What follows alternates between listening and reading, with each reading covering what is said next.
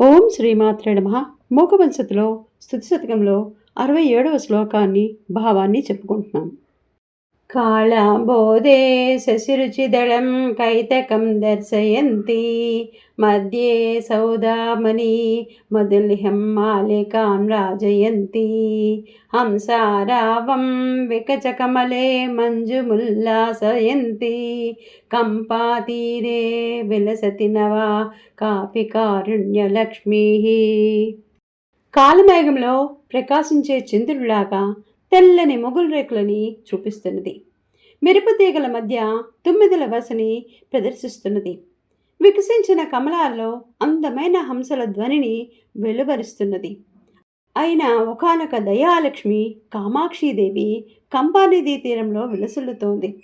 ఇక్కడ అమ్మవారు నల్లని కుర్లలో చంద్రరేఖను ధరించి సన్నని నడుము కలిగి దాని మధ్య నూగారు ప్రకాశిస్తూ తన పాదాలతో మంజీర నాదాలు చేస్తున్నది. ఓం శ్రీమాత్రే నమః.